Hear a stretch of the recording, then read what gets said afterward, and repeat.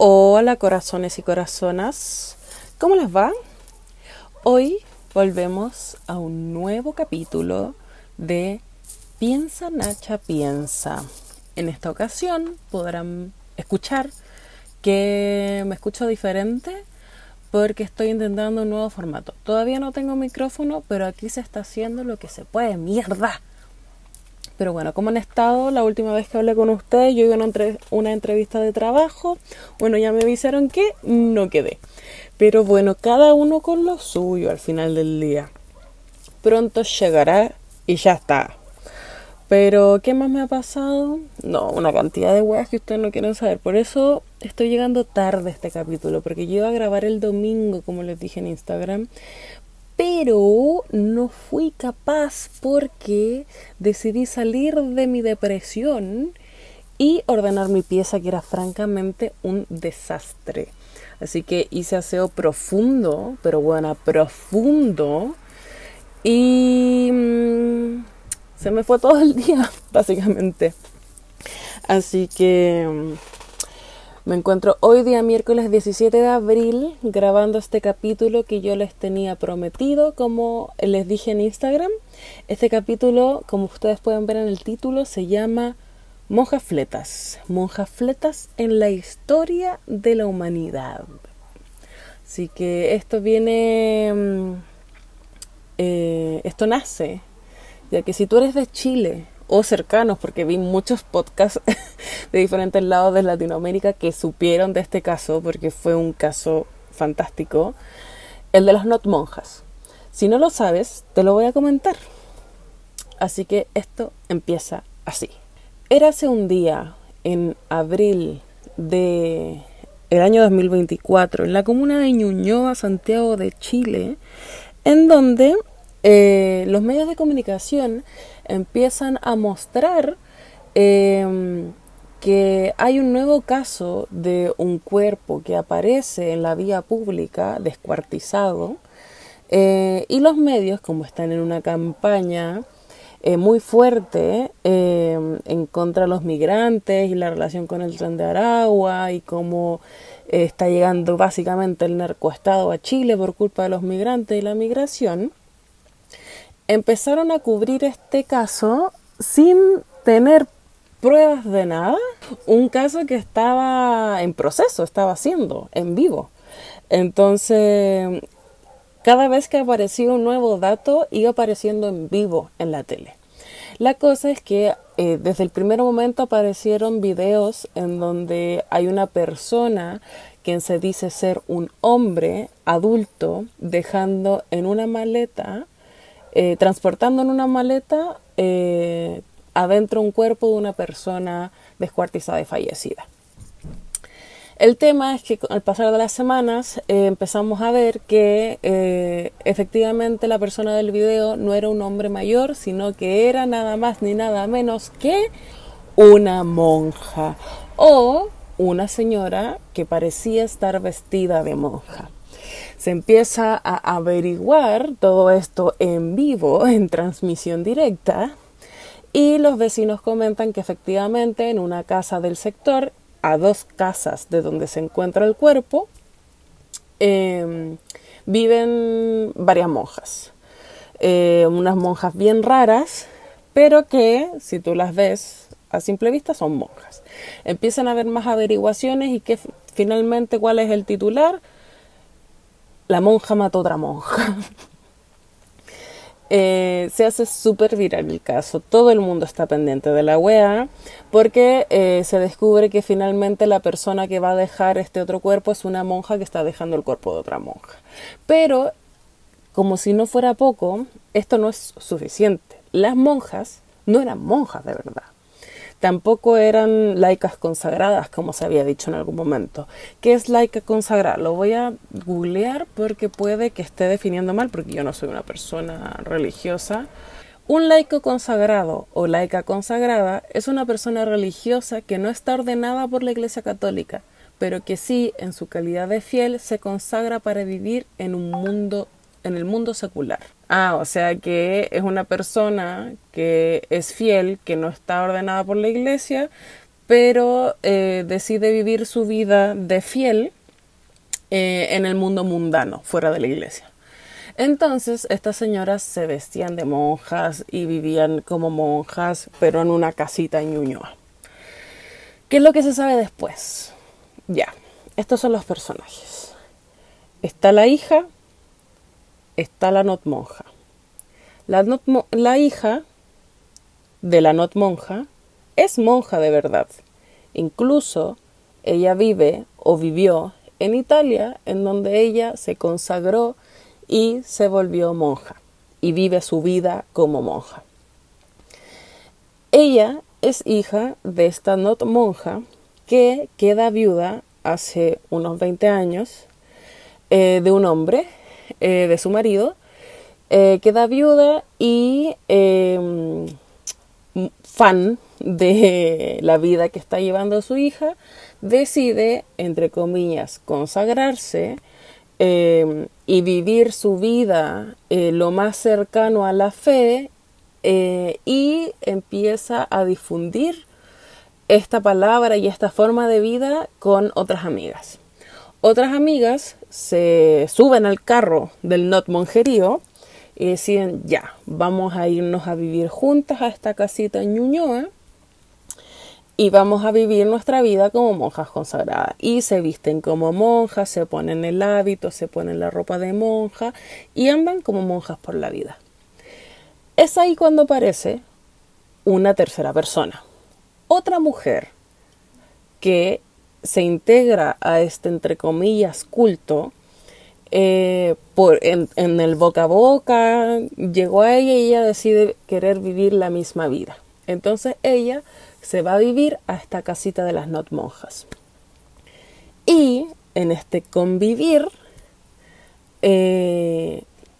la not monja viuda con esta nueva not monja empiezan a vivir una relación afectiva. No puedo decir sexoafectiva porque no sé si tiraban, pero tienen una relación más allá de la amistad, como decían algunos titulares, porque empezaron a decir que eran muy, muy, muy amigas. La historia dirán que eran amigas, como varios iconos queer de la historia de la humanidad. Pero ya, pues la cosa, y es un hecho y ya se confirmó, que efectivamente estas dos not monjas tenían una relación afectiva, romántica, y dentro de este convivir y en esta álgida e intensa relación como buena fleta, hacen un pacto más allá de la muerte, en donde ellas deciden que se van a cuidar más allá de la muerte y que si en algún momento una de las dos llegase a enfermarse o morir, no le iban a avisar a nadie y la otra iba a cuidar el cuerpo de la otra. Lo que sucedió después fue que la not monja 2, no la viuda, la 2, se enferma de cáncer. Se enferma de cáncer y un cáncer terminal que ella no se trató por este pacto también, en donde deciden no contarle a nadie la enfermedad. Entonces ella no se trata este cáncer y fallece. Tú dirás, ¿hace cuánto falleció la not monja? La not monja falleció entre 6 meses y 1 año atrás. Entonces la monja viuda, como fiel a su pacto, decide guardar el cuerpo en el garage de su casa en Ñuñoa y cuidar a su amada not monja ya fallecida más allá de la muerte. ¿Y qué pasó? Hay una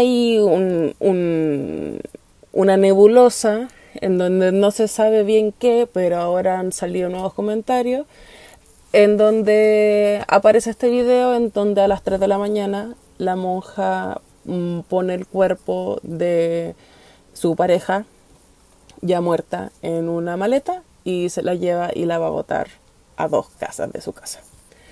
La cosa es que lo que han dicho vecinos de las monjas es que lo que sucede realmente es que esta not monja viuda hace bastante tiempo está teniendo síntomas de demencia.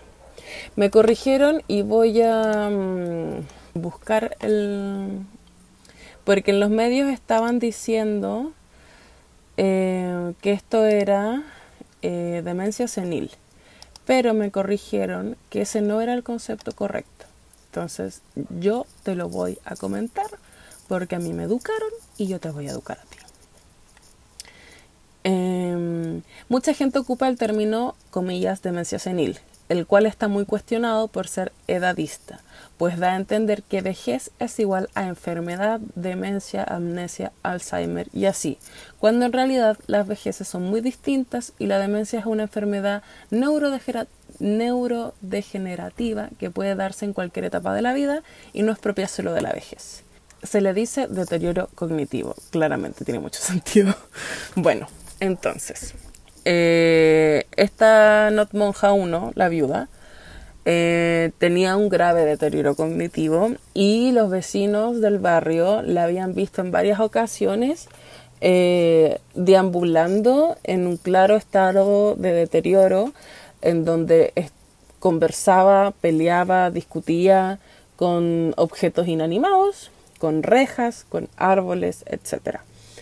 Y en este deterioro claro y peligroso para esta señora, las vecinas deciden llamar a sus hijas que no vivían con ella para que por favor fueran a hacerse cargo de la señora, porque estaba claramente en una situación de peligro al estar viviendo sola en este estado. Ambas hijas de la señora, la monja como la otra, que no sabemos a qué se dedica, la monja de verdad y la otra, viven fuera de Chile. Entonces, la monja real, la hija monja, decide venir a Chile para poder decidir qué hacer con su madre, not monja. Esta hija le avisa a su madre que va a venir a verla a su hogar. Entonces, esta señora, en una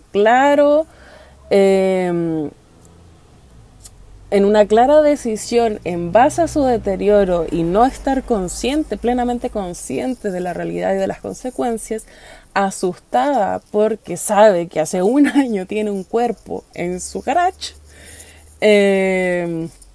toma el cuerpo y lo mete en una maleta y lo va a botar a las 3, 4 de la mañana a 2 cuadras de su casa.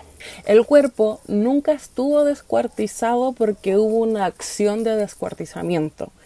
El cuerpo, al llevar un año en deterioro, se desmembró. Imagínense por el movimiento, por el tener que tomar un cuerpo en una bolsa y echarlo a una maleta, como está intentando embutir una weá en una maleta, pues weón. Entonces claramente el cuerpo se rompió en base al deterioro.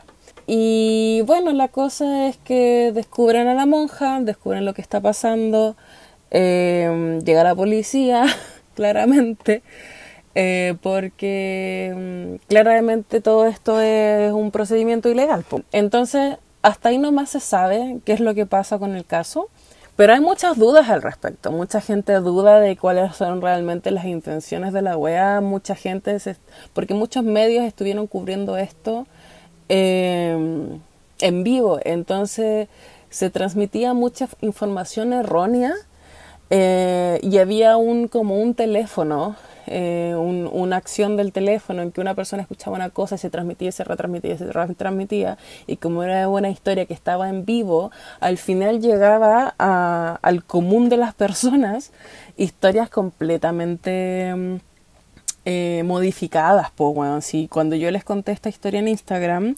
habían versiones en donde se decía que la hija de la viuda era la que había estado con la monja que se murió, como una cantidad de mezcolanza en base al poco cuidado de los medios de comunicación al momento de transmitir las noticias y querer informar entre comillas en base al morbo, que eso es otra cosa completamente. Por ejemplo, hay mucha gente que no sabe que la not monja viuda tiene este deterioro cognitivo. Mucha gente no sabe que estas personas, estas mujeres no eran monjas de verdad y en realidad estaban viviendo en base a un culto, entre comillas, que fácilmente se pudo haber vuelto una secta de señoras ñoñoínas, que así empiezan las sectas, weón, así empiezan las sectas, con gente sola, desesperada, cometiendo este tipo de pactos que, como sabemos, en Antares de la Luz y diferentes guas terminan matando guaguas, enterrando guaguas vivas, creyendo que se viene el apocalipsis y todas esas cosas que son terribles. De hecho, la semana pasada, cuando fue el eclipse, me salió una noticia gringa de una influencer astrológica gringa que mató a su esposo, a su guagua de 6 meses, e intentó matar a su hija de 4 años, y después ella se suicida porque decía que con el eclipse se abrían portales y era el fin del mundo, como de este mundo, de este plano de la realidad, y si se mataban iban a pasar al siguiente plano de la realidad en donde todo era más bueno y feliz y maravilloso. Entonces así parten los cultos y los delirios religiosos. Pero bueno, en base a esta noticia, el público se volvió loco. Porque no solamente eran monjas asesinas, porque primero se había dicho que la monja había matado a la otra monja. No. No solamente eran monjas. Primero era el tren del agua. Después eran monjas asesinas. Después no eran monjas asesinas, era una monja pacto sectario crazy. Y después no era solamente monjas pacto sectario crazy, best friends, sino eran monjas pacto sectario crazy, lésbico, sáfico. Maravilloso, bueno, yo lo encontré maravilloso. Y en base a eso, yo me acordé de que una vez me salió en TikTok un podcast que se llama Safe Space, de Espacio Seguro. Cuentan historias queer, sobre todo sáficas, en la historia de diferentes partes del mundo, etcétera, etcétera. Y una de estas veces, estas chicas gringas, parece que son australianas, tienen un acento medio fuerte en inglés, contaron una historia de otras monjas lésbicas, porque esto ha pasado muchas veces en la vida, niña, en diferentes partes del mundo. El catolicismo y los conventos, espacio de encuentro de fletas reprimidas, por supuesto, por los colegios de monjas, los conventos, todas esas cosas. De hecho, son muy conocidos. De hecho, en Chile también se conoce que los colegios de monjas y las congregaciones, creo que se dicen, de monjas, de mujeres que siguen la religión y que viven su vida como monjas, existían muchos rumores de que también abusaban de chicas cuando entraban a estas congregaciones desde muy chicas. Lo mismo que se dice de los curas, etcétera, pero versión lesbiana o sáfica en realidad. Entonces empecé a pensar en esto cuando salió esta noticia y decidí buscar el podcast y traducirles la historia y contárselas porque es muy buena. Y así otras historias más de monjas sáficas en la historia de la humanidad y del catolicismo, porque obvio que todas son católicas. Me encantó. Ya, entonces les voy a contar esta historia. Érase el año 1600 en Francia. Y nuestro personaje principal es Julie de Aubigny. De Aubigny con Y. Julie, como le diremos ahora a nuestra amiga íntima, porque el día del pico vuelvo a repetir su apellido, es de una familia de la alta alcurnia en Francia. Su padre trabajó para el rey Luis XIV y como buen padre del año 1600 decide casar a su hija con un hombre no importante en realidad en esta historia. Cuando Julie ya estaba casada, decide, a pesar de que estaba en contra y de lo que no es esperado para el rol de una esposa, decide querer estudiar y entrenar esgrima. Seca la guana peleando con la espada. Y en este proceso de estar aprendiendo y entrenando esgrima, ella se enamora de su profesor de esgrima. Y esta guana decide: ¿qué me importa a mí mi marido? Me voy a escapar con mi profe de esgrima. Ellos huyen y lamentablemente su historia de amor no tiene mucho desarrollo, porque este profesor fue arrestado por nada más y nada menos que matar a alguien, LOL, en un duelo. En un duelo de espada, ella, en un duelo de esgrima, el profesor gana, mata al otro y por lo tanto se va preso y Julie queda ahí solita. Pero Julie es una mujer empoderada que no need no man. Entonces ella se une a la ópera en Marsella. La ópera que si tú has visto Bridgerton, que no es necesariamente históricamente correcto, pero sí tiene algunos pincelazos de historia correcta. La ópera, el teatro, las artes escénicas en un espacio en donde convivía mucha gente no adecuada a las normas sociales. Prostitutas, gente de la comunidad queer, ladrones y gente que vive en esta vida del libertinaje, la lujuria y estas cosas.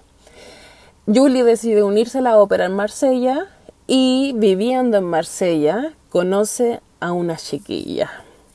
No sabemos el nombre de la chiquilla, pero nos seguiremos refiriendo a ella como la chiquilla. Los padres de la chiquilla se dieron cuenta de este lesbianismo que estaba pasando por aquí y deciden evitarlo y meten a la chiquilla en un convento. ¿Y tú qué crees que hizo Julie? ¿Tú crees que estos padres iban a detenerla de su amor? Por supuesto que no. Julie decidió hacerse monja también y meterse al convento. ¡Mierda! Yo me imagino el poder de esta fleta que llevaba un mes huevona en el convento y convenció a la chiquilla a huir juntas. Chao con el convento, chao con la monja.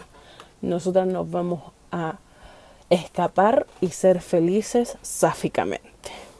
Y para ello hicieron un plan. Más que hicieron, Julie, por supuesto, hizo un plan. Hace no mucho tiempo, una de las monjas mayores en el convento se había muerto. Y a Julie se le ocurrió nada más y nada menos que tomar el cuerpo de la monja muerta. ¿Qué tienen las monjas con los cuerpos de otras monjas muertas? No sé, filo. Toma el cuerpo de la monja muerta, ponerlo en la cama de la chiquilla, prenderle fuego al convento y huir. Esto todo lo llevaron a cabo. Se robaron el cuerpo, lo pusieron en la cama, prendieron el convento. Y obviamente las atraparon. Atrapada. ¿Qué pasó? Las atraparon y a la chiquilla la devolvieron al convento, mierda. Y a Julie la metieron presa. ¿Por qué? Por provocar un incendio y por robo de un cuerpo. Concha tu madre, weón. La monja sádica menos intensa. Bueno, ahí terminó la historia de amor entre la chiquilla con Julie. Pero ahí no terminaron las aventuras de Julie, la bisexual más intensa de 1600. Esta huevona, no sé por qué, no sé cómo habrá sido el sistema carcelario del 1600, pero termina libre después de haber estado algunos años presita. Y sigue su vida siendo bisexualmente maravillosa. Y en un punto de su historia, ella va a una fiesta Tinder de hace 400 años. Va a un baile como de cortejo. Y esta fleta que yo me la imagino obviamente camiona, porque la buena hacía esgrima, estuvo en la ópera, se hizo monja, para salvar a la otra del incendio y huir juntas como, bueno, obviamente que debe haber sido una camiona, pero camiona como ella sola. En esta fiesta Tinder, en público, en el año 1600, esta fleta culiá bailó con todas las mujeres que asistieron a la fiesta. Todas. No se salvó ninguna de la fleta. Y dentro de estos bailecitos, en esta fiesta Tinder, Julie besó a una de las lolas con las que bailó. Y 3 hombres jóvenes indignados la desafiaron a un duelo. ¿Y qué pasó? Julie le ganó a todos. A los 3 maricones, la maricona mayor les ganó, le sacó la chucha. Filo tan nos vimos y era también un poncea, como le decían en mis tiempos Pokémon, en un carrete, era un touch and go, dijo la Julie. Entonces ahí nomás con la loca no profundizamos, nunca fue más allá de un besito, unos besitos locos en una fiesta de Tinder. Después de esto, años después, Julie conoció al amor de su vida, Madame Marquesa de Florensac. Florensac es una comuna de París, o sea, una comuna de Francia, no de París, un pueblito. Y por supuesto que la Madame Marquesa se conocía como la mujer más hermosa de Francia en el 1600. Estas mujeres se enamoraron, vivieron juntas hace 400 años, lo lograron, pero lamentablemente la marquesa murió al poco tiempo de empezar a convivir. Y Julie, con el corazón roto como ella sola porque se había muerto el amor de su vida, ¿qué hace? Se mete a un convento. Ella no puede más con la vida mundana. Y se dice que no al mucho tiempo fallece en el convento y diagnóstico, corazón roto. Concha tu madre, weona. Concha tu madre. Te juro, pero te juro que esta debe ser la historia de la sáfica menos intensa en la historia del mundo. Si tú eres una guaguita de las comunidades y no sabes lo que es sáfico, te voy a explicar. Sáfica se refiere a la atracción sexual y o romántica dirigida a mujeres desde otras mujeres. O sea, 2 mujeres que se aman y sienten sentimientos uno del otro. ¿Y de dónde proviene decirse sáfica? La palabra sáfica y el decirse sáfica entre 2 mujeres viene de la etimología de una palabra que surge en Lesbos, la isla griega, donde Safo, también conocida como Safo de Lesbos o Safo de Mitilene, una poetisa griega de la época arcaica, reunía a una multitud de mujeres para enseñarles arte, ciencia y, por supuesto, sobre amor. Es desde ahí de donde proviene la palabra Safo, de donde viene la palabra sáfica, en donde muchas veces se prefiere denominar así en vez de decir fleta, porque fleta, bueno, es una apropiación de un insulto, y lesbiana o queer, porque es un paraguas más amplio, un término más amplio, en donde podéis incorporar a mujeres que aman sexoafectivamente de otras mujeres. Porque lesbiana es solo una mujer que ama sexoafectivamente a otras mujeres, únicamente a otras mujeres. Bisexuales que pueden sentir atracción por hombres y mujeres, pansexuales más allá del género, bisexuales también hombres, mujeres u otros, y así. Entonces, para tener un término más paraguas que abarque todo el espectro de mujeres que aman mujeres, muchas veces se ocupa el término sáfico.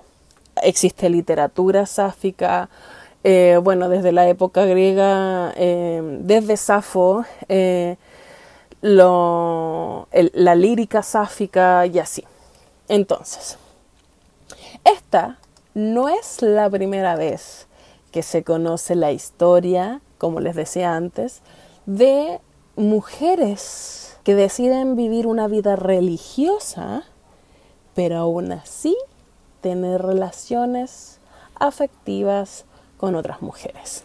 De hecho, dentro de esta mini investigación, encontré una película, no la he visto, no sé si la recomiendo, podemos verla en conjunto y opinar. Se llama Benedetta, con doble T. Que la película se basa en el libro Actos Impúdicos, que está escrito por una mujer, Judith Brown, que es una historiadora de Stanford, que es una historiadora que encontró la historia de la monja Benedetta Carlini mientras investigaba la familia Medici en los años 70. Brown, esta investigadora, encontró una investigación eclesiástica del siglo XVII en contra de Carlini, hecha entre 1619 y 1623. Tanto el libro como la película hablan de relaciones sexuales entre mujeres, y más aún mujeres de la iglesia, que hasta el día de hoy sigue siendo un tema súper tabú. La historia de Benedetta Carlini transcurre, desde un nacimiento casi fatal en el año 1590, casi no logra sobrevivir en el parto junto a su madre, y se cree, por eso está bendecida, por eso se le dice Benedetta, que las oraciones de su padre salvaron tanto a Benedetta como a su madre en este casi fatal parto. Benedetta decide, como muy comúnmente en ese tiempo, la vida religiosa, lo cual era muy común, porque era una forma de evitar los costosos dotes, como los dotes que tenían que dar las familias por el costo de sus hijas, para que pudieran casarse y tener una vida dentro de lo mundano, y así asegurar la vida, la seguridad de una mujer joven. Y por lo mismo, el 10% de la población femenina adulta vivía en conventos. Entonces, ¿cómo no iba a haber una lesbiana? Es que es lógico.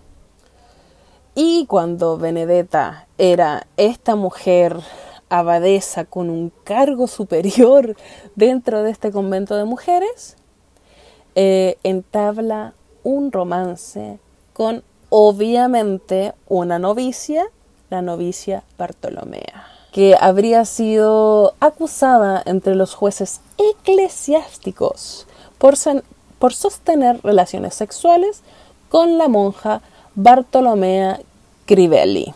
Además, no solamente se le acusa por sáfica, sino se le acusa por fingir milagros fraudulentos, entre otros pecados. Chan, la antigua madre superiora, fue sentenciada a 35 años de prisión del convento. Chan. Paloyo, ¿no? Además, la loca Benedetta desde muy pequeña empieza a tener estas, comillas, habilidades, porque según esta investigación eclesiástica, desde muy pequeña asustó a atentas un perro negro, el Grim, ella, símbolo del diablo, obviamente. Y además no solamente asustó a un perro negro, sino que además ordenó a un ruiseñor que dejara de cantar Lorea al poder de las sáficas. Cuando tenía 9 años, Carlini fue enviada a las Teatinas, un grupo de mujeres en proceso de recibir el permiso papal para formar un convento. En Pescia, un pueblo cercano con una economía bulliciosa y una creciente población, las habilidades de Carlini se revelaron al parecer cuando una estatua de la Virgen María cayó hacia ella mientras rezaba. Huevona bendita por la mismísima Virgen María. Las apariciones marianas, es decir, de María, a menudo estaban conectadas con los santos y aumentaban a medida que Carlini se adoptaba a la vida religiosa. En 1613 informó de visiones a la Madre Superiora y al Padre Confesor. Un niño le ayudó a escalar la montaña de la perfección, rodeada de animales salvajes, solo para ser salvada por Jesucristo, conche tu madre. ¡Oh!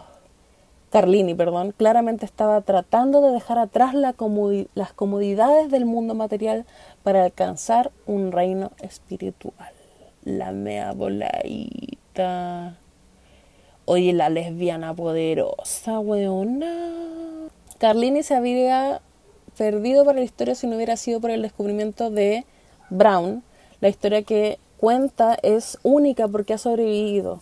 Podemos sospechar que no fue única, pero no lo sabemos, escribió la socióloga Ruth Mazo Carras en su reseña de Actos deshonestos en la edición de julio de 1987. Brown estuvo de acuerdo en que ella estaba en una tierra incógnita y escribió sobre lesbianas durante una época en que cualquier forma de sensualidad femenina era en gran medida insondable. Lo que me sorprendió, dice la autora, fue la confusión sobre los actos sexuales y también la biología. No pensaban en las personas en términos de identidad sexual, pero ciertamente los actos sexuales se consideraron pecaminosos y en contra de la naturaleza. Ya, wow, qué interesante. Yo estoy aprendiendo muchas cosas aquí.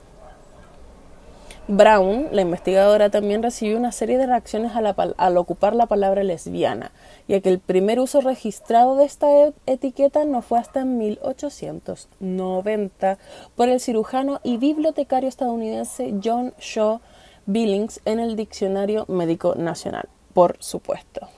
Mater, un historiador, dijo que las relaciones sexuales femeninas registradas entre Carlini y Crivelli están muy lejos de ser lo que hoy llamaríamos comillas lesbianas. Agregó que antes del siglo XIX las mujeres escribían así algunas de sus propias narrativas. Es muy difícil saber cómo se sienten realmente sobre las cosas y es peligroso transponer en ellas las ideas modernas sobre la sexualidad. Ah, cállate culiao, déjanos ser felices.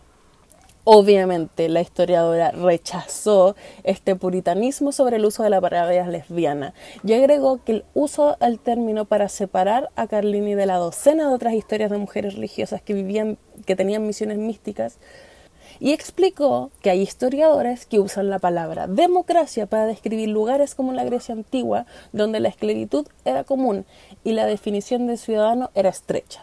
Entonces, si los historiadores pueden ocupar la palabra democracia para definir el sistema político de la Grecia antigua, ella puede ocupar la palabra lesbiana para describir el comportamiento de Carlini. Toma conchetumare, weón. Uy, me encantan las mujeres, weón. Creo que estamos más en sintonía con la fluidez de la identidad sexual, dijo Brown. También creo que tenemos un sentido más complejo de la relación entre los actos sexuales y las identidades sexuales. La quiero mucho, señora Brown. De cualquier cara. Pero bueno, esa es la historia de Benedetta Carlini, la monja lesbiana que veía cosas. Por supuesto que veía cosas, weón. Si no pueden ser lesbianas tranquilas.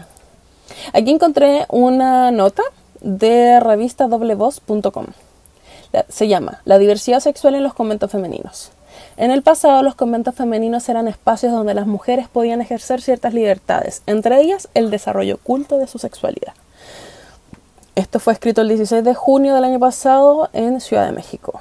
Chan, chan, chan. Históricamente las mujeres han sido olvidadas. Sus vivencias, experiencias y deseos han sido minimizados en la mayoría de contextos sociales y esto se asevera cuando hablamos de la Iglesia y su visión de la mujer a lo largo de la historia. Sin embargo, los conventos femeninos fueron en su momento un espacio donde las mujeres desarrollaban interacciones fuera de lo convencional, ya fuera ejerciendo la sororidad como amigas, compañeras o en relaciones sexoafectivas. Contar estas experiencias de amor entre mujeres en contextos religiosos es importante, no solo para ampliar la visión en torno a los conventos y lo femenino, sino también para validar las experiencias pasadas de mujeres que no tuvieron la libertad de expresar su amor por otras mujeres debido a la heteronormatividad y el falocentrismo que ha regido la historia. Eso, conchetumare. A pesar de que la vida religiosa hoy puede ser criticada y juzgada con los valores modernos, en su momento los conventos también representaron un refugio para algunas mujeres, quienes no eran sujetos de derecho, ya fuera por auténtica convicción, como una opción alternativa al matrimonio, o por una búsqueda de seguridad económica, como les conté delante. Los conventos femeninos encierran un trasfondo en la historia de las mujeres en México y el mundo. Por supuesto, la vida en estos lugares no estaba libre de imposiciones religiosas y la mayoría de conventos poseían reglamentos acordes con los valores de la época, que buscaban controlar la vida de las mujeres dentro del claustro y les exigían virtudes como la castidad y la virginidad. Pese a esto, también eran lugares donde las monjas accedían a conocimientos que les hubieran sido negados de no haber pertenecido a la Iglesia, como las artes y algunas ciencias. En algunos casos, también se les brindaban tierras según sus dotes de ingreso, lo que las hacía dueñas de algo en tiempo donde la libertad económica no existía para las mujeres. Los conventos también eran una forma de escapar de las imposiciones sociales y de eludir el matrimonio. No es posible asegurar que todas las mujeres que se unían a los conventos lo hacían como una forma de liberarse, pero sí cabe señalar que una buena parte de las mujeres que se decantaban por la vida religiosa lo hacían huyendo de matrimonios que no les apetecía tener. El caso más representativo es de Sor Juana Inés de la Cruz, de quien existe todo un cuestionamiento en torno a su sexualidad, pero también de quien se sabe una cosa clara. Ella escogió la vida en el claustro para tener acceso ilimitado al conocimiento y gozar de la libertad de estudiar sin estar sometida ni a un matrimonio ni a la maternidad. Chan, chan, chan. Cristina Domenech, una académica que ha dedicado su obra a la investigación en torno a la sexualidad de las mujeres en la historia, refiere que meterse a monja es una opción históricamente popular entre las señoras que no querían ni siquiera tocar a un hombre ni con un palo de 20 metros. Seca la Cristina Domenech. Pero ante el riesgo de fomentar la estigmatización de las religiosas, la académica añade: por supuesto, esta decisión tiene que implicar voyerismo. Solo indica que a Juana los señores le daban igual bastante y que toda su atención estaba dirigida a seguir cultivando su mente. Así pues, los claustros brindan cierto grado de libertad y también fueron lugares donde se desarrollaron historias de autodescubrimiento y exploración del amor entre mujeres. ¡Qué maravilla, huevona! Me encanta la historia y la investigación. Es que te juro que me emociona de una forma. Abren un espacio para el cuestionamiento en torno a la libre elección de las mujeres sobre su cuerpo y sus experiencias, así como pueden significar una luz de representación para todas aquellas mujeres lesbianas, bisexuales o sáficas que son seguidoras de cualquier religión, sean o no monjas. Lo que es verdad es que a lo largo de la historia las experiencias de mujeres lesbianas, bisexuales y sáficas han sido reprimidas y acalladas, y a pesar de que actualmente exista la sensación de que el terreno está ganado, aún hay muchas cosas que cambiar, pues las mujeres que rechazan la heteronormatividad todavía son estigmatizadas, fetichizadas y violentadas. Oye, qué buena esta nota, buena, me encantó. Les voy a recordar el nombre de la nota. Se llama La diversidad sexual en los conventos femeninos, de Nayeli García Ramírez, de la revista Doble Voz. Me encantó, weona. Eso es lo que les traigo. Así que ahora pasaremos a la siguiente sección. Pero quiero saber qué opinaron. ¿Conocen otras historias de religiosas viviendo su vida sexoafectiva con otras mujeres? ¿Ustedes son mujeres que vivieron en la religiosidad y que se dieron cuenta que sentían atracción por otras mujeres? ¿Acaban de descubrir por qué se les dice sáficas a las mujeres que aman de otras mujeres? Quiero saber sus experiencias, quiero saber qué les parecieron estas historias. Estoy intentando aprender a llevar el ritmo de cómo contar estas historias sin tener otra persona que me esté hablando. Entonces, hice mi mejor esfuerzo. Así que esperamos mejorar. Aquí se acaba esta sección. ¡Woo! Yeah. Yeah. Pasamos ahora a la siguiente sección, que se llama Preguntándole a Nacha. Preguntándole a Nacha. ¡Woo! En Preguntándole a Nacha, ustedes enviaron sus preguntas esta semana. Aquí hay una pregunta de ustedes. Tips para poder sobrellevar lo académico en la U. Tips para poder llevar lo académico en la U. Yo creo que el mejor tip es trabajar en equipo. No necesariamente trabajar en equipo así haz todo tu trabajo en grupo, porque no es posible siempre, pero lo que sí recomiendo es estudiar en equipo. Haz resúmenes de los textos, estudia con otras personas, permite que otras personas te enseñen. Léete un texto, apréndetelo y enséñaselo a otra persona. Yo creo que si tu problema es aprender cosas nuevas en la universidad, aprender lo académico en la universidad, yo creo que esa es la mejor forma de aprender. Enseñarle a otros, que otros te enseñen a escribir, leer, compartir, porque cuando uno empieza a explicar algo que aprendió, se lo empieza a grabar en la mente y uno empieza a buscar sus propios ejemplos para poder explicar algo académico. Yo creo que nunca aprendí tanto como cuando empecé a ser ayudante en la universidad. Ser capaz de articular las ideas para poder explicárselo a otra persona, que otra persona lo entienda, yo creo que es la mejor forma de poder aprender cosas académicas que no son fáciles de aprender tampoco, po.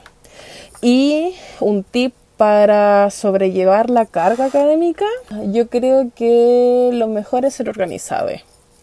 Yo en los últimos 2 años de universidad me hice fan del Google Calendar, de los planner, muy importante. Bueno, el poder de la organización es súper importante. Generarlo en la universidad también te permite mucho poder ocuparlo en la vida laboral, bueno, como yo sé que en la vida universitaria tenéis tiempos que no podéis controlar mucho tú.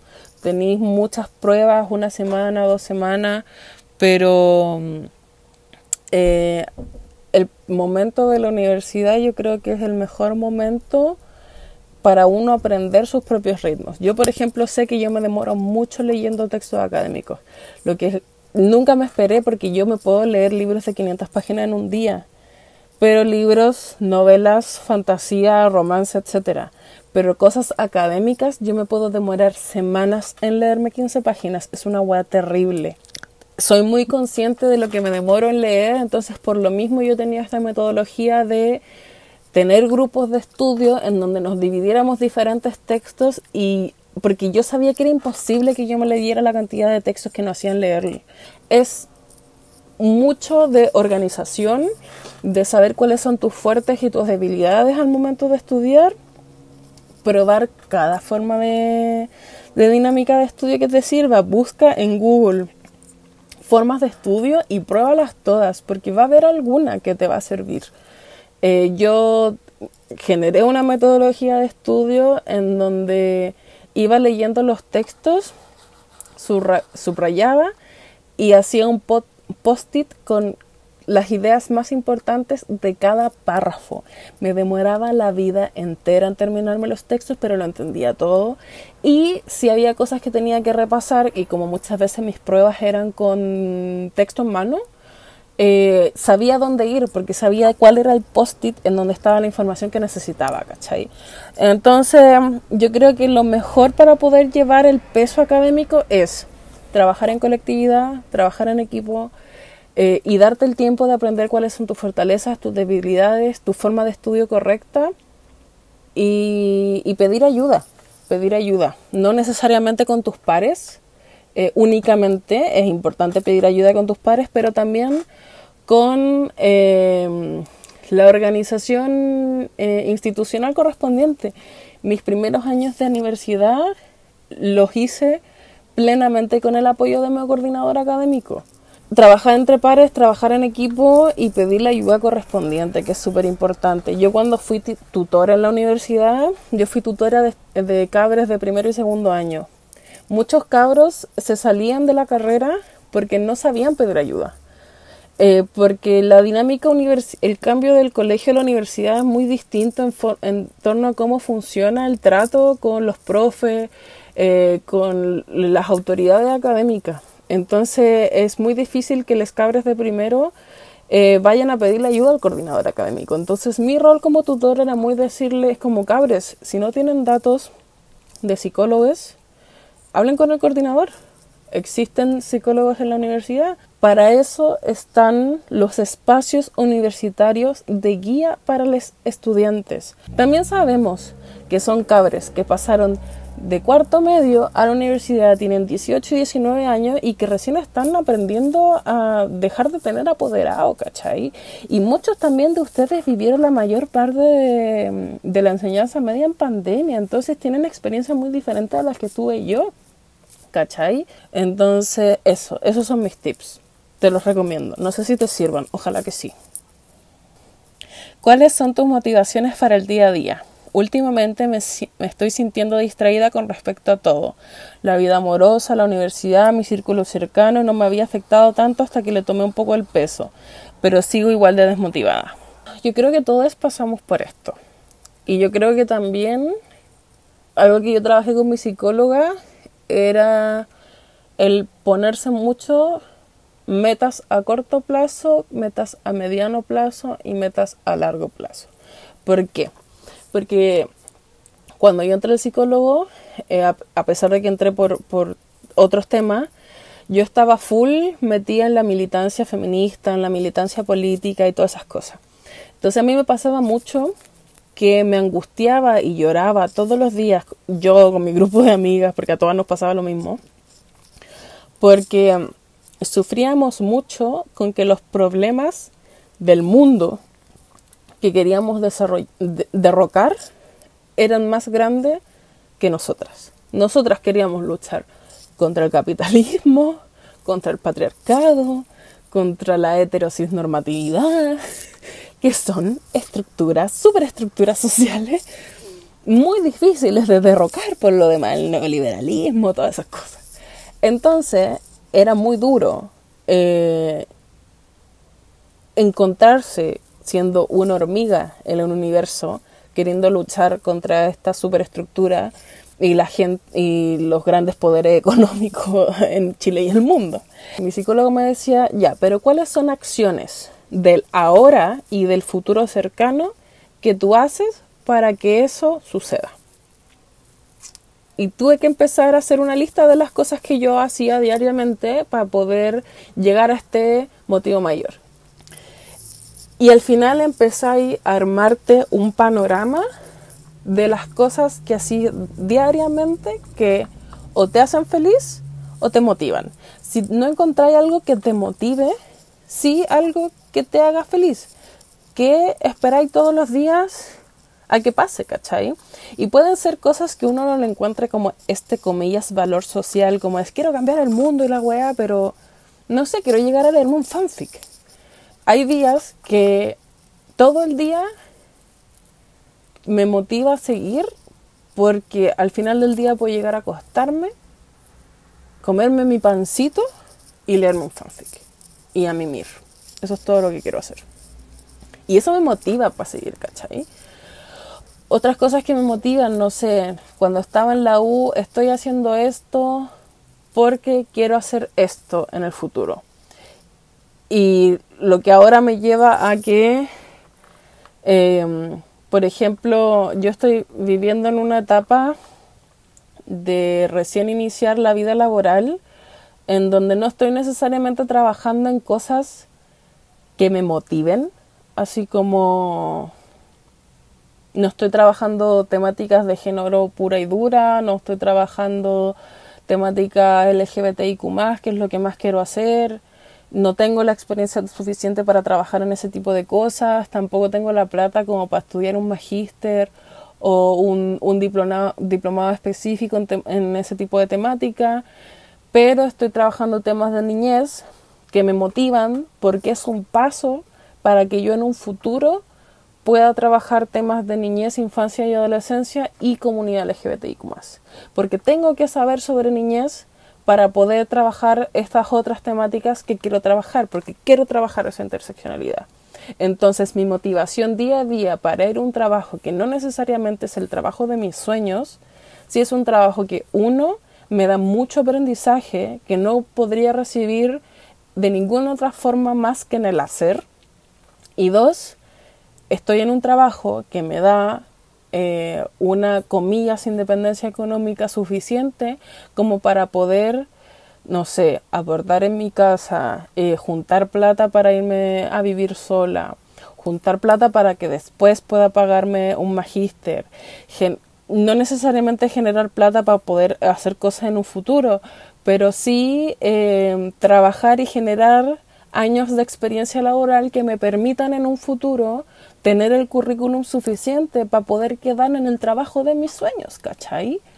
Yo he ido a muchas entrevistas de trabajo que yo digo, yo por favor quiero quedar en eso porque es de verdad lo que siempre soñé trabajar, pero no tengo la experiencia laboral suficiente. Entonces una wea que me motiva todos los días a ir a mi trabajo y aprender cosas nuevas es que yo necesito generar años de experiencia para poder trabajar en las cosas que realmente me apasionan. Y en el camino estoy aprendiendo cosas que me encantan, ¿cachai? Nunca pensé que me gustaría tanto aprender sobre el servicio de protección de la infancia en Chile, ¿cachai? Que es una institucionalidad pura y dura y de la institucionalidad más terrible y injusta y burocrática que existe en este país, ¿cachai? Pero me apasiona aprender estas cosas nuevas porque mi motivación no es inmediata. Mi motivación es media, es futuro, es... Yo creo que un buen ejercicio es hacer esta lista dividida en 3 categorías de motivaciones inmediatas, motivaciones a mediano plazo y motivaciones a largo plazo y poder generar una cadenita de cosas que te pueden ir motivando día a día para poder cumplir lo que necesitas para poder llegar a estas motivaciones grandes. Y que no necesariamente, insisto, tienen que ser como las mías de weas sociales, ¿cachai? Puede ser como me apasiona, no sé, estudiar música, me apasiona aprender un instrumento, me apasiona aprender una nueva actividad, me apasiona hacer deporte. Para mí, el deporte, por ejemplo, es algo que me produce mucho placer y que me motiva todos los días a terminar la pega, salir a las 5, ir al gimnasio, llegar a mi casa, bañarme, dormirme. Y me motiva porque me genera energía, me genera endorfina, me hace despegarme de la pega, me hace despegarme de cualquier problema emocional que pueda estar teniendo, etcétera, etcétera. Pero no es un escalón para un motivo más grande, como lo que les contaba de mi trabajo, ¿cachai? Como es algo que me motiva inmediatamente. Díganme qué les parece y si les funciona. Tampoco soy psicóloga, pero hago lo que puedo con lo que tengo. Tips para buscar pega tras egresar de una carrera en las ciencias sociales. Yo creo que aquí hay varias respuestas. Primero, hazte un LinkedIn. Hazte un LinkedIn y agrega a todo el mundo que tú creas necesario. Si quieres me agrega a mí, Marina Cepere en LinkedIn. Comparto muchos pegas que están rondando en esos espacios. Segundo, no postules a pegas de jefe cuando recién egresaste. No tiene sentido. Ser ayudante, ser profesora, asistente, trabajar siendo facilitadora en procesos participativos de los ministerios. Y eso, que viene la segunda patita, genera redes de contacto, el famoso networking. Y para el famoso networking no es necesario ni ser cuico, ni ser chupamedia con los profes, ni en ese estilo. Yo no soy cuica. Obviamente que ser cuico te beneficia para el pico. Bueno, tengo compañeras más chicas que yo que nacieron en cunas de oro y están ganando una cantidad de plata que yo ni en 5 años de experiencia laboral me podría llegar a imaginarme ganar, ¿cachai? Filo, ya no lo tengo. No nací en ese círculo social, filo. Pero el generar redes de contacto no es necesario que seas, insisto, chupamedia ni cuico. ¿Cómo generé mis redes de contacto? Hablando mucho con los profes, preguntando cosas. Y no necesariamente en el punto de ser chupapico con los profes, sino como hay un ramo que te gusta mucho, pregúntale al profe cosas que podía hacer para poder trabajar en esa weá.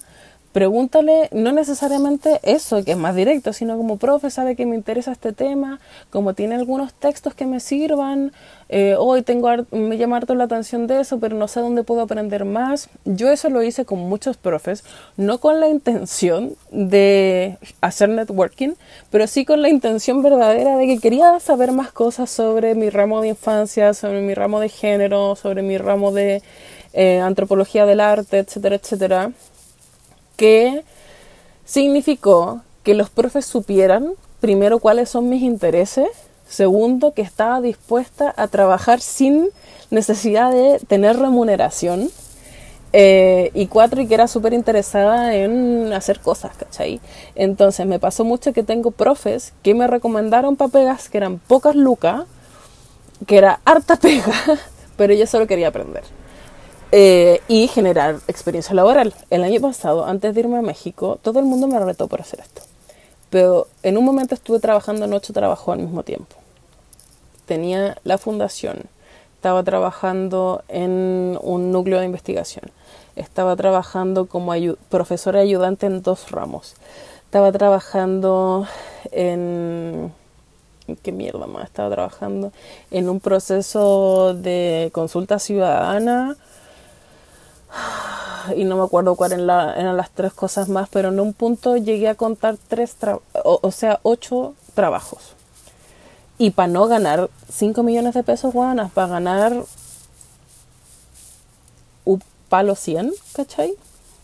Que como cuando uno recién egresa un palo 100 dice como, wow, es un palo 100, pero un palo 100 es como la base que uno debería ganar cuando estáis trabajando 40 horas recién egresado. Es como entre 800 y un palo de plata. Eso también es importante. No tener miedo a hablar de plata con la gente que es de tu mismo rango, bueno, o gente con la que tenéis confianza. Yo con todas mis amigas sabemos cuánto gana la otra. Porque algo que pasa mucho es que como uno no sabe cuánto debería ganar una persona cuando recién egresa con tal cantidad de horas, a mucha gente se la suelen cagar. Te permite decir como, oye, ¿sabéis que yo sé que en el mundo laboral están cobrando por media jornada entre tanto y tanta plata?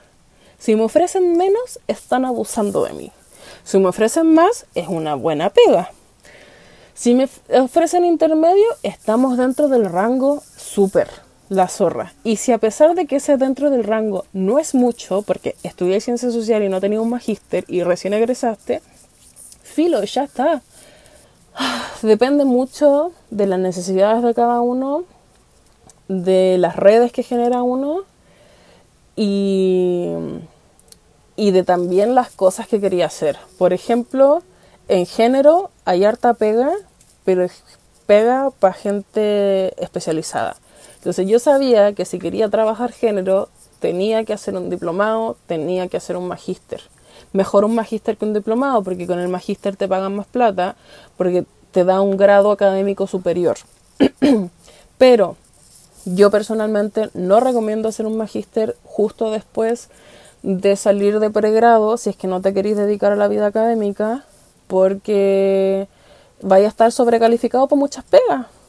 Si recién egresaste, hiciste un magíster y querís trabajar en una municipalidad, no te van a dar una pega. Porque estáis sobrecalificado, nunca he trabajado, nunca he agarrado una pala, ¿cachai? Insisto, el tener redes de contacto, no solamente con profes y académicos y gente experta en weá, sino entre tus mismos compañeros egresados, te permite generar un panorama de cómo funciona el mundo laboral, que yo creo que así, solo descubriendo cómo funciona el mundo laboral, uno empieza a encontrar pega, no necesariamente en cosas que le gustan. Si lo encontráis en algo que te gusta, la zorra, pero uno tiene que empezar a agarrar experiencia en todo, en todo. Una de las primeras pegas de antropóloga que tuve como egresada, literalmente fue después de que fui facilitadora de unos procesos participativos del Ministerio de Cultura, en donde le dije a mi jefe, que por suerte era un cabro muy piola y muy simpático, le dije, oye, Sabéis que ando buscando pega, recién voy a egresar, no sé, en diciembre y era noviembre. Si tenéis pega de ordenar post-it, de meter post-it en una base de datos, de hacer encuesta en lo que sea, yo estoy disponible. Y el loco me dijo, pucha, en este momento no tengo pega para darte, pero te voy a tener en cuenta. Un mes después alguien le renunció y me dijo, oye Nacha, tengo esto disponible, ¿tenéis tiempo para trabajar en el verano? Y yo sí, voy pero de hocico, de hocico. Y fue mi primera pega de antropóloga. No tener miedo a mostrar iniciativa con otras personas del medio, de que estáis buscando pega, de que estáis interesada, interesada y que tenéis ganas de aprender. Yo creo que eso es súper importante. ¿Qué opinas de la situación cuidarse más allá de la muerte de las monjas y el guardar el cuerpo? Digo, para nuestra comprensión de la muerte es fácil juzgar, pero en otras culturas, ¿habrá algo similar? ¿Cuál es tu análisis antropológico ñoño? Mira, yo no soy experta en religiosidad.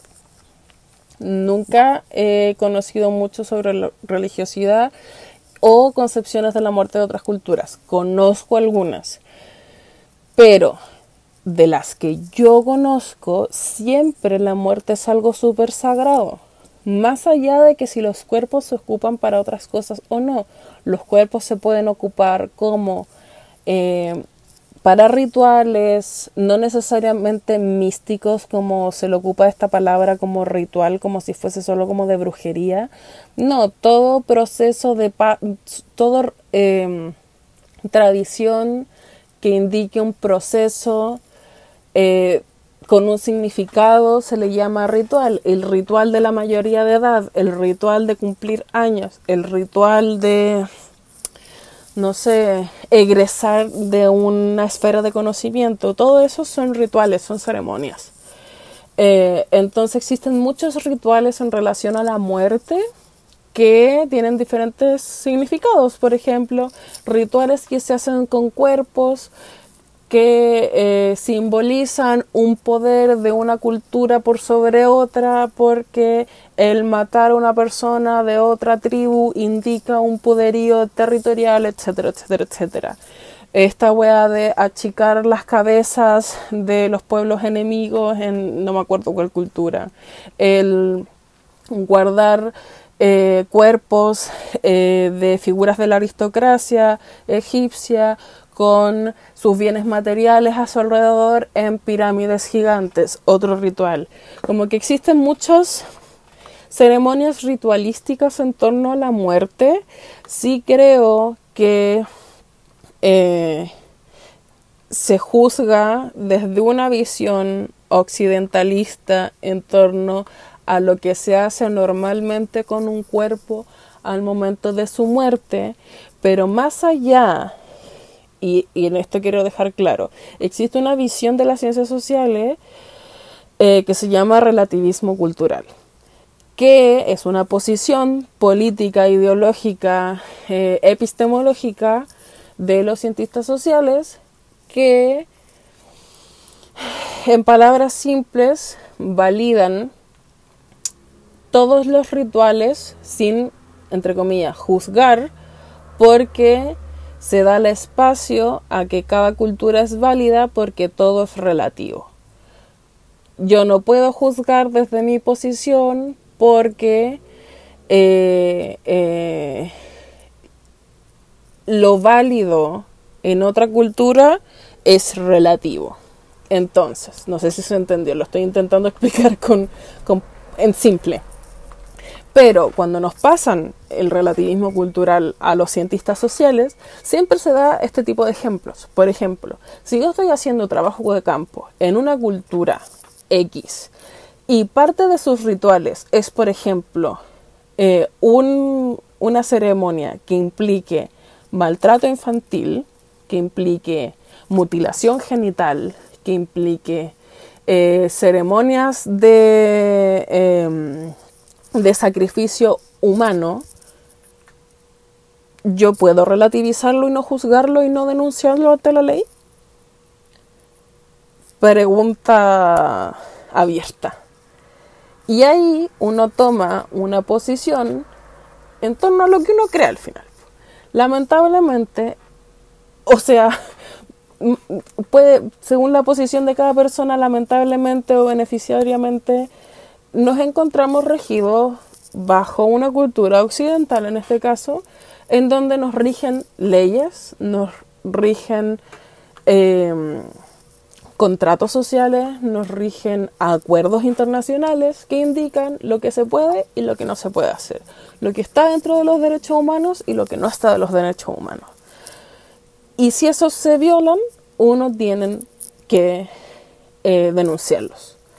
Y frente a eso, tú estás no solamente poniendo, faltando a la moral, la ética y las buenas costumbres al guardar el cuerpo de una persona muerta, sino que también estáis, no estáis resguardando la seguridad tanto tuya como de tu entorno. No es sano y es peligroso tener un cuerpo en descomposición en un espacio no controlado. Porque existen enfermedades, existen bacterias, existen diferentes cosas que determinaron que los cuerpos no pueden estar así como así en cualquier parte. Entonces, hay relativismos culturales, efectivamente, hay normas sociales también, y hay normas que se basan en evidencia, como no es sano tener un cuerpo en descomposición en un espacio no controlado. Por lo tanto, es peligroso tanto para el individuo como para el resto de la gente que vive en ese espacio. Ya sea que vivían en la misma casa o vecinos, como pueden traer infecciones, bacterias, animales, como muchas cosas que más allá de el, comillas, juzgar por una visión occidental de la cultura, también pone el peligro como objetivamente sanitariamente. Entonces, esa es mi visión de análisis antropológico.